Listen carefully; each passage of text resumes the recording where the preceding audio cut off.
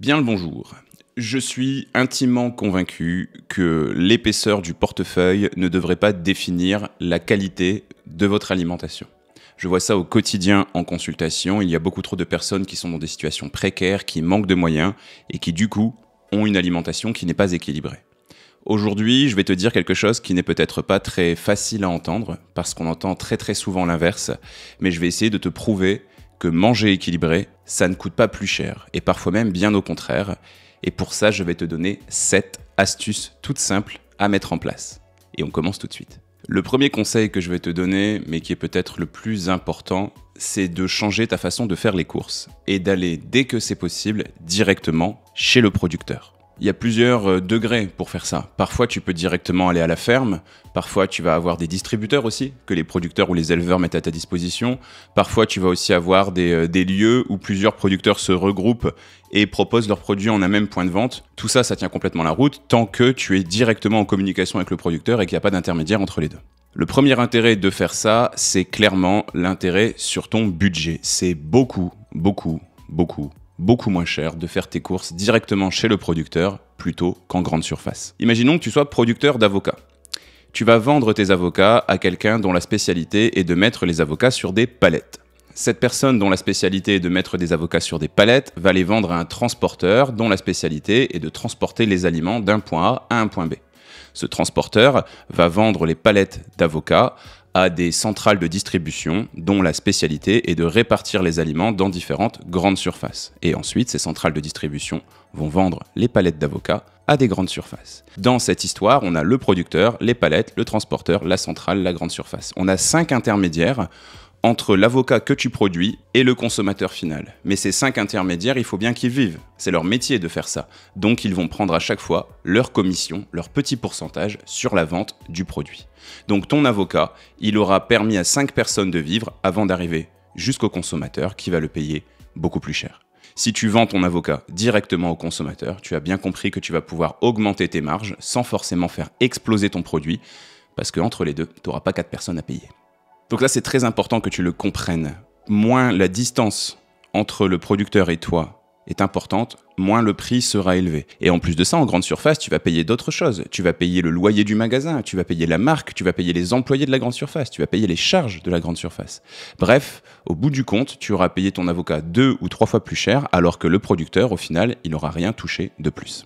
Deuxièmement, tu vas avoir des produits de bien meilleure qualité. Si tu vas acheter ton avocat, pour reprendre cet exemple, directement chez le producteur, quoique les producteurs d'avocats en France, ils sont plutôt rares, on va dire en Corse dans ce cas-là, bien évidemment, tu vas pouvoir profiter d'un produit de meilleure qualité, parce qu'il va presque être cueilli juste avant que tu puisses en profiter.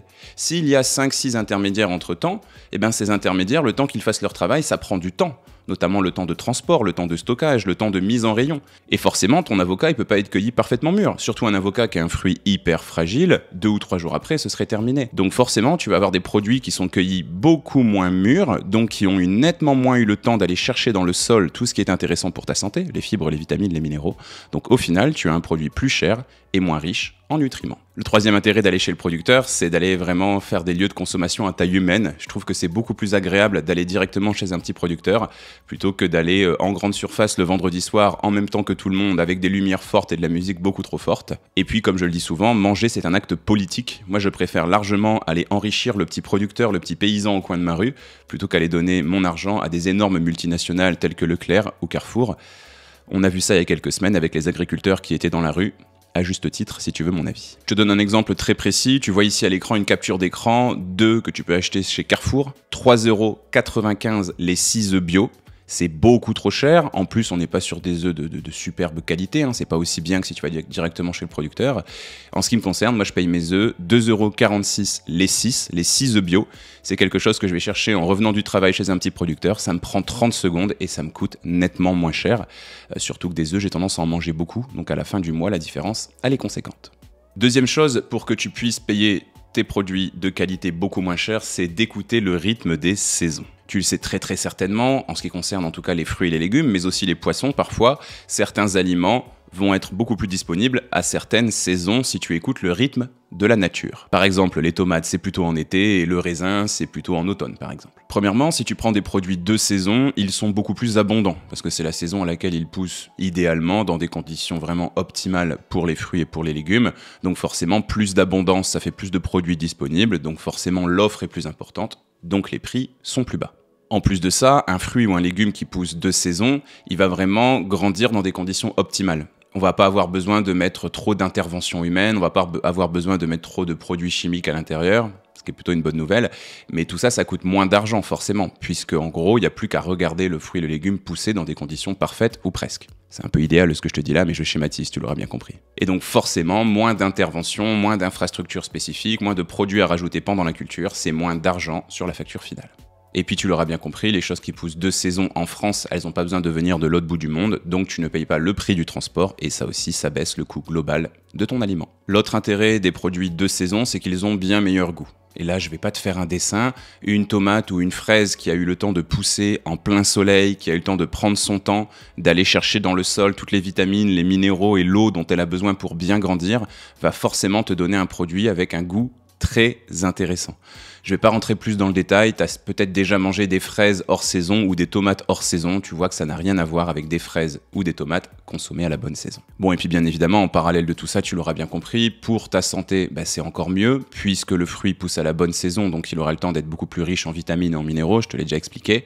Et puis en parallèle de tout ça, pour la planète, c'est bien mieux, puisque comme je te le disais il y a quelques secondes, un aliment de saison, c'est un aliment dans lequel on va mettre beaucoup moins de produits chimiques, donc une agriculture de meilleure qualité, et ça pour ta santé, mais aussi celle de la planète, tu sais bien que c'est plutôt idéal. Troisième conseil que je vais te donner, c'est de ne jamais faire les courses le ventre vide. Et je rajouterai même à ça, évite de faire tes courses le ventre vide, le vendredi soir, après une dure journée de boulot, avec les enfants dans le caddie. C'est le meilleur moyen d'aller en course avec un statut psychologique un petit peu fragile et de craquer pour tout un tas de saloperies grasses et sucrées. Quand tu fais les courses avec le ventre vide et dans les mauvaises conditions que je viens de te décrire, en fait, ton cerveau il va avoir besoin de réconfort. Le problème, c'est qu'il est entouré de réconfort, puisque tu es au milieu des rayons et qu'il y a des aliments avec des couleurs très vives, la musique très forte, comme je te disais, qui te font du pied, quoi. Et toi, forcément, tu as envie de craquer. Si c'est le cas, tu ne vas donc pas trop respecter ta liste de courses. D'ailleurs, je te conseille de toujours faire une liste de courses. Et tu vas faire des achats un petit peu par pulsion. Bien évidemment, quand tu as des pulsions comme ça, t'as pas envie de tomates cerises ou de petits bâtonnets de concombre, tu as envie de bonbons, tu as envie de gâteaux, tu as envie de chocolat, et tu connais ça par cœur. À la fin, tu te retrouves avec des aliments dans le caddie qui n'étaient pas du tout prévus, et souvent des aliments qui vont déséquilibrer ton alimentation, et dont la consommation en plus va engendrer de la culpabilité. En parallèle de tout ça, si tu vas faire tes courses le ventre vide, et en plus de ça, sans liste de courses, tu vas un petit peu papillonner dans les rayons, il n'y aura pas vraiment d'organisation, et tu risques de passer beaucoup plus de temps en course, donc forcément, plus de temps en course, c'est plus de temps à la caisse, et donc c'est plus de risque d'acheter des aliments équilibrés. Tu auras bien compris cette équation plutôt logique. Quatrième astuce que je vais te donner pour manger équilibré sans exploser les coûts, c'est de comparer les prix au kilo. Ça peut te paraître très paradoxal parce qu'on t'a mis un petit peu l'inverse en tête depuis des années avec les publicités, mais les formats familiaux ne sont pas forcément moins chers que les formats pris à l'unité. D'ailleurs, les industriels jouent souvent sur ce biais cognitif que tu as dans le cerveau pour te faire acheter plus à un prix plus élevé.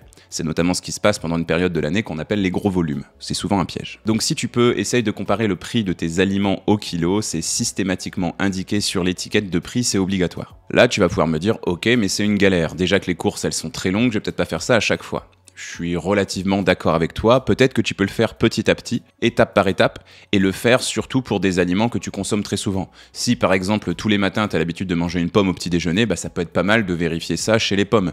Si tous les jours tu as l'habitude de manger la même marque de confiture, de chocolat en poudre ou je sais pas de dessert par exemple, encore une fois ça peut être intéressant de faire cet effort, de prendre 2 ou 3 minutes pour le faire, et une fois que tu le sais, c'est bon, tu es tranquille pour toutes les prochaines courses. Cinquième astuce, évite de commander notamment des choses comme Deliveroo ou Uber Eats, uniquement par flemme. Je te répète ça très régulièrement. Il y a bel et bien un secret pour perdre du poids.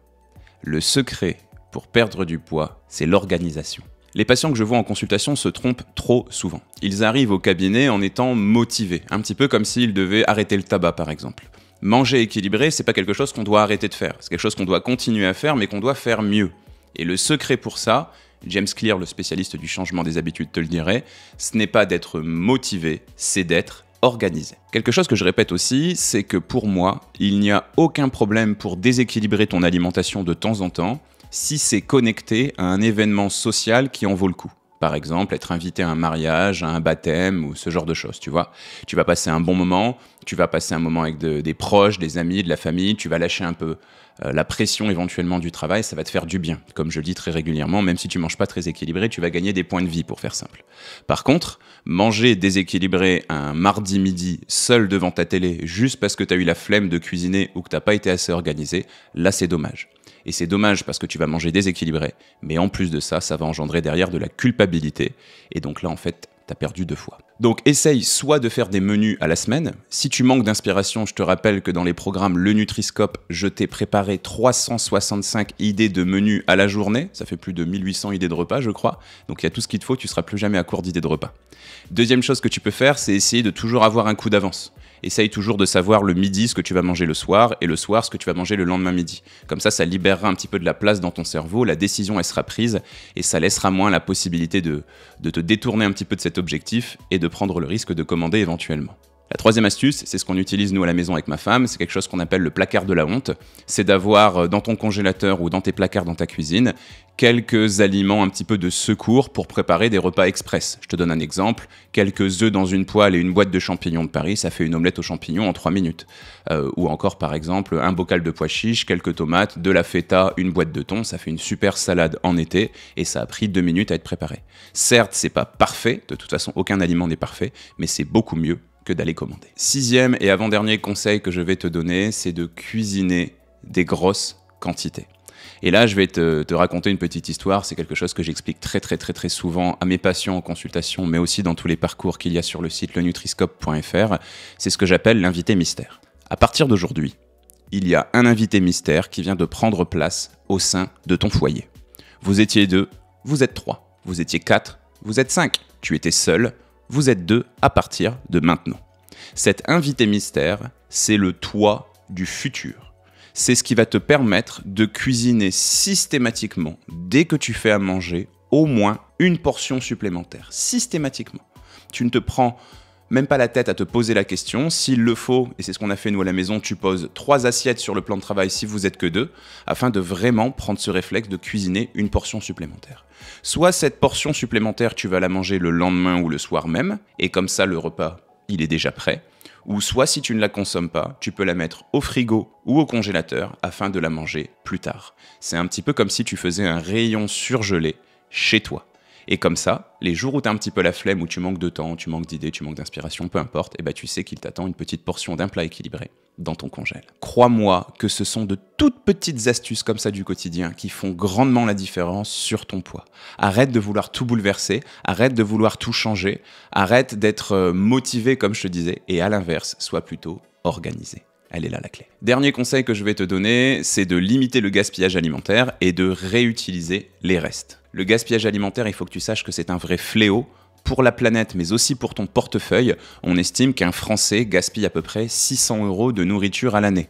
Donc tu vois que pour faire des économies sur ton alimentation, il faudrait peut-être commencer par là. Et en plus, ce que je te dis là, c'est une moyenne. Il y a des Français qui ne gaspillent presque pas sur une année et des Français qui gaspillent 2 fois plus que la moyenne, c'est-à-dire plus de 1 000 € de courses et de courses qui étaient comestibles au moment où elles ont été achetées. Donc là, ce que je vais te conseiller, c'est peut-être de te resservir plusieurs fois des petites portions au cours du repas plutôt que de te servir une énorme assiette que tu vas peut-être pas terminer, donc gaspiller, te forcer à terminer alors que tu n'as plus faim. Dans les 2 cas, c'est une mauvaise idée. Deuxièmement, essaye de vérifier souvent l'état des fruits et des légumes que tu vas avoir dans ton réfrigérateur ou dans la corbeille à fruits. Et si tu vois que tu en as certains qui commencent à faire la tête, tu vas essayer de les cuisiner le plus vite possible. Et enfin, troisièmement, pense à utiliser les restes pour cuisiner des repas équilibrés. Des restes de légumes que tu vas faire réduire et mettre dans des pâtes par exemple, des restes de viande que tu vas pouvoir mettre dans une quiche ou dans une tarte. Bref, il y a tout un tas de façons très simples de valoriser tes restes.